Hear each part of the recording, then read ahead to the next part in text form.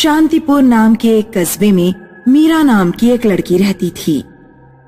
मीरा का आधा चेहरा जला हुआ था, इसलिए वो हमेशा आधे चेहरे को छुपाकर घर से बाहर निकलती थी। अरे वो देख, अधजली मीरा मंदिर जा रही है अपने राधे श्याम की पूजा करने। इसका पूरा चेहरा कभी ना कभी तो मैं देख कर ही रहूंगा। ये शबाना ब्यूटी पार्लर जाती है। शबाना ब्यूटी पार्लर वालों से पता करना पड़ेगा कि इसका चेहरा कैसा है। राहुल और प्रदीप धनी व्यापारियों के बेटे थे। वे अक्सर मीरा को तंग किया करते। मीरा उनकी बातों पर ध्यान नहीं देती और चुपचाप अपने रास्ते चली जाती। माँ, मैं कॉलेज जा रही हूँ। शाम को 3 से 6 शिफ्ट में मेरा एग्जाम है। बेटा छतरी लेके जा, बहुत बादल है। छतरी का काम नहीं है माँ, छतरी कहाँ लिए घूमूंगी। मीरा उस शाम जब एग्जाम देने के बाद कॉलेज से बाहर निकली तो जोरदार बारिश होने लगी। उसे कुछ घंटे एक दुकान में रुकना पड़ा। रात में जब बारिश रुकी तो मीरा अपने घर की तरफ बढ़ी। सड़कों पर पानी भरा हुआ था, इसलिए सड़कें सुनसान थीं। अचानक मीरा को किसी ने छोटा सा पत्थर फेंक कर मारा। कौन है वहाँ? मीरा तेजी से आगे बढ़ने लगी, तभी अचानक राहुल और प्रदीप उसके सामने आ गए। आज हम तेरा पूरा चेहरा देखेंगे। उधर मीरा की माँ मीरा का इंतजार कर रही थी। मीरा कई घंटे बाद घर लौटी। उसका चेहरा बिल्कुल उतरा हुआ था। क्या हुआ बेटी, इतनी देर कैसे हो गई? मीरा कुछ नहीं बोली और चुपचाप अपने कमरे में चली गई। उधर राहुल और प्रदीप देर रात अपने घर पर शराब पी रहे थे। ऐसा भयानक चेहरा मैंने कभी नहीं देखा, भविष्य में भी नहीं देखेगा। तभी अचानक किसी ने दरवाजा खटखटाया। अब इतनी रात में कौन आ गया? राहुल दरवाजा खोलता है, लेकिन दरवाजे पर कोई नहीं था। वो दरवाजा बंद करके दोबारा सोफे पर बैठ जाता है। लगता है कोई बच्चा होगा। तभी कोई फिर दरवाजा खटखटाता है।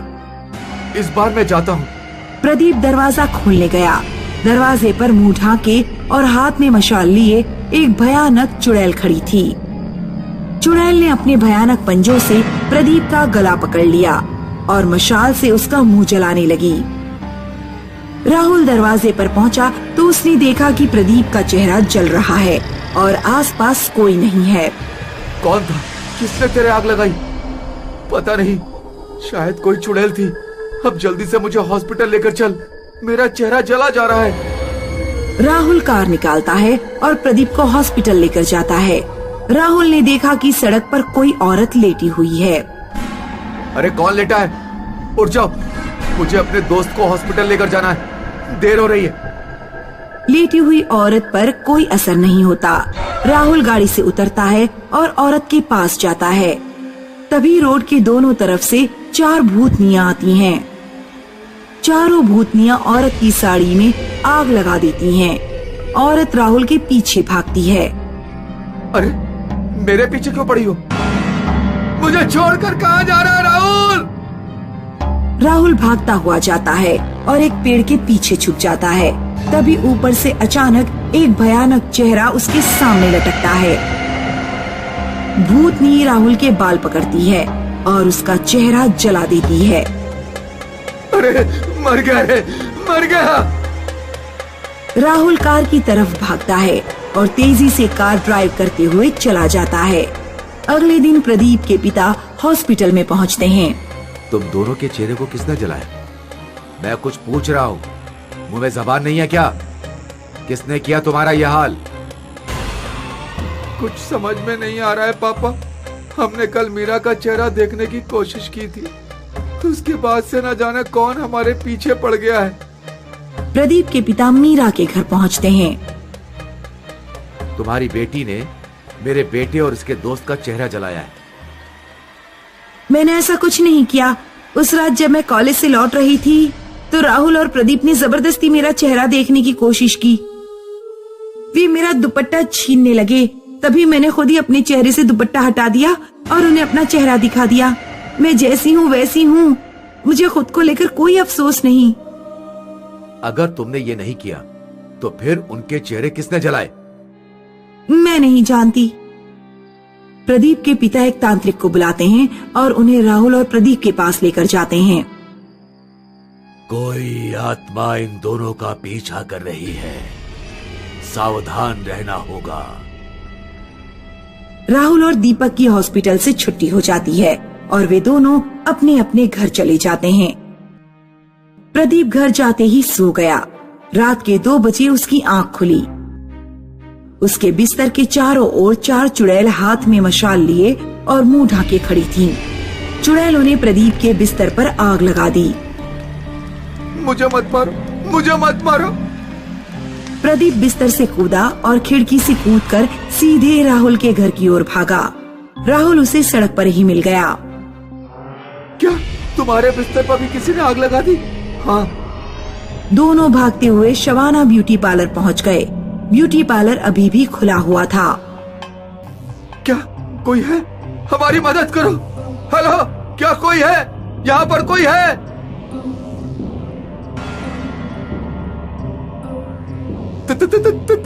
तुम कौन हो? मैं वैशाली हूँ। 50 सालों से मेरी आत्मा इस कस्बे में भटक रही है। मैं भी मीरा की तरह आधी जली हुई थी। उस समय ये कस्बा गांव था। एक दिन जब मैं रास्ते से गुजर रही थी तो तुम्हारे जैसे कुछ छिछोरों ने मेरा चेहरा जबरदस्ती देखने की कोशिश की, और जब मैंने चेहरा नहीं दिखाया तो उन्होंने मुझे उठाकर कुएं में फेंक दिया। मुझे तैरना नहीं आता था और मैं डूबकर मर गई। भूतनी ब्यूटी पार्लर का दरवाजा बाहर से बंद कर देती है और ब्यूटी पार्लर में आग लगा देती है। राहुल और प्रदीप अंदर चिल्लाते रह जाते हैं, बचाओ, बचाओ।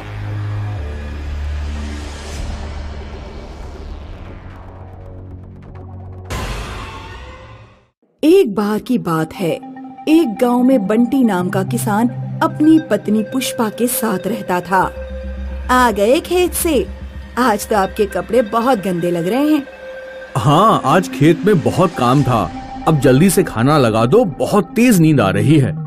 रात में जब बंटी और पुष्पा सो रहे थे तो अचानक उन्हें किसी के दरवाजा खटखटाने की आवाज सुनाई दी। बाहर कोई गाना गा रहा था।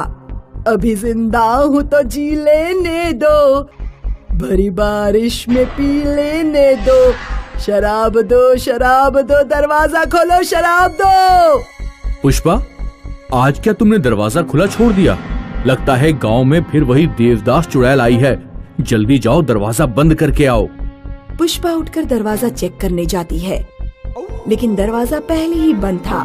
पुष्पा दरवाजे पर कान लगाकर सुनती है। पड़ोसी के घर से चुड़ैल की भयानक आवाज आ रही थी। लगता है पड़ोसी ने अपना दरवाजा खुला छोड़ दिया था। चुड़ैल उन्हीं के घर में घुस गई है। मुझे तो समझ नहीं आता कि हम चुड़ैल की समस्या से कब मुक्त हो पाएंगे। सरपंच जी कुछ करते ही नहीं। तभी अचानक चुड़ैल बंटी के घर का ही दरवाजा खटखटाने लगती है। दरवाजा खोल, शराब दे। देख, तेरे पड़ोसी ने शराब नहीं दी और मेरे कहने पर नाच करके नहीं दिखाया। मैंने उसकी गर्दन काट दी। अब जल्दी आ और शराब दे। पुष्पा, अब क्या होगा? ये चुड़ैल तो हमारे घर आ गई। आप डरिए मत, मैंने एक शराब की बोतल इमरजेंसी के लिए खरीद कर रखी थी। पुष्पा दरवाजे के नीचे से शराब की बोतल खिसका देती है। तब चुड़ैल बोतल लेकर चली जाती है। सुबह बंटी के पड़ोस के घर में मातम छाया हुआ था। चुड़ैल ने मेरे बेटे और बहू को मार डाला। अब कौन मुझे न्याय दिलाएगा? वो नाशपिटी चुड़ैल मेरे बेटे बहू को खा गई। बंटी और गांव के कुछ आदमी सरपंच के पास जाते हैं। सरपंच जी, आप कुछ करते क्यों नहीं? ऐसे कब तक हम उस देवदास चुड़ैल का अत्याचार सहते रहेंगे? गांव के लोगों को अपने अपने घर शराब की बोतलें रखनी पड़ती हैं। हमारे घर में खाने के लिए नहीं है, हम शराब की बोतल कैसे खरीदें? चिंता मत करो, आज रात उस चुड़ैल को हम मार डालेंगे। सब लोग रात में 12 बजे अपनी अपनी मशालें जलाकर चौपाल पर इकट्ठा हो जाना। उस रात गांव के लोग सोए नहीं और आधी रात को मसाले लेकर चौपाल पर आ गए। जय हनुमान ज्ञान गुण सागर, जय हनुमान ज्ञान गुण सागर, मेरी रक्षा करना। अभी तो भूतनी आई भी नहीं, अभी से तुम्हारी पतलून गीली होती जा रही है। गांव के लोग डरते डरते आकृति की तरफ बढ़ते हैं। अरे ये तो चुड़ैल नहीं, ये तो गांव का शराबी भोला है। तभी कहीं दूर से किसी औरत के चीखने की आवाज आती है। बचाओ बचाओ! गांव वाले जहां से आवाज आ रही थी उस दिशा में दौड़ते हैं। चुड़ैल ने दो औरतों की गर्दन पकड़ रखी थी। नाच कर दिखाओ। हमें नाचना नहीं आता, हमें छोड़ दो, हमें छोड़ दो। नाच कर दिखाओ वरना गला घोट दूंगी। हमें क्या करना चाहिए? क्या पूरे घर को आग लगा दें? नहीं, घर के अंदर दो औरतें भी हैं। अगर हमने पूरे घर को आग लगाई तो वो दोनों भी मारी जाएंगी। ऐसा करते हैं, पहले हम उस चुड़ैल को डराते हैं। सुनो चुड़ैल, यहाँ से चली जाओ वरना हम घर में आग लगा देंगे और तुम जलकर राख हो जाओगी। लगा दो आग। मेरी जिंदगी में तो 40 साल पहले ही आग लग चुकी है। ऐसा कहकर चुड़ैल उन औरतों को छोड़कर गायब हो जाती है। काका, 40 साल पहले इस गांव में जो घटनाएं हुई हैं, हमें उनके बारे में पता करना चाहिए। शायद उस चुड़ैल के बारे में कुछ पता लग जाए। हमारे गांव में कोई इतना बुजुर्ग आदमी नहीं है जो 40 साल पहले हुई घटनाओं की जानकारी दे सके। काका, पड़ोस के गांव में एक 100 साल से ऊपर का आदमी रहता है, शायद वो कुछ जानता हो। बंटी और सरपंच उस बुजुर्ग आदमी से मिलने जाते हैं। वो बुजुर्ग आदमी को देवदास चुड़ैल के बारे में सारी बात बताते हैं। देवदास चुड़ैल, हाँ मुझे याद आया। 40 साल पहले की बात है। गांव में श्यामदास नाम का एक बहुत अमीर जमींदार रहता था। उसकी बेटी एक नीची जाति के लड़के से प्यार करती थी। जब जमींदार को ये बात पता लगी तो उस जमींदार ने लड़के को मरवा दिया, क्योंकि अगर जमींदार की लड़की नीची जाति के लड़के से शादी कर लेती तो जमींदार की नाक कट जाती। लड़के के मरने के बाद वो लड़की शराबी बन गई, गली गली भटकने लगी और फिर कहीं गायब हो गई। किसी को नहीं पता वो कहाँ गई। जमींदार भी गांव छोड़कर चला गया। मुझे लगता है ये उसी लड़की की आत्मा है जो चुड़ैल बनकर तुम लोगों को परेशान कर रही है। वो चुड़ैल प्रेम की भूखी है, उससे प्यार से बात करो। काका, आज रात मैं अकेले ही चुड़ैल से बात करूंगा। हालांकि मुझे डर लग रहा है, लेकिन फिर भी मैं ये काम करूंगा। बंटी उस रात अकेला ही चौपाल पर बैठा रहा। फिर चुड़ैल उसके पास आई। मैं तुमसे नहीं डरता, मुझे तुम्हारे बारे में सब कुछ पता लग गया है। तुम्हारे साथ जो कुछ भी हुआ उसका मुझे बहुत अफसोस है, लेकिन उसके लिए हम गांव वालों को परेशान मत करो। गांव में कोई भी लड़का या लड़की किसी से भी प्रेम करेगा तो हम उनकी शादी कराएंगे।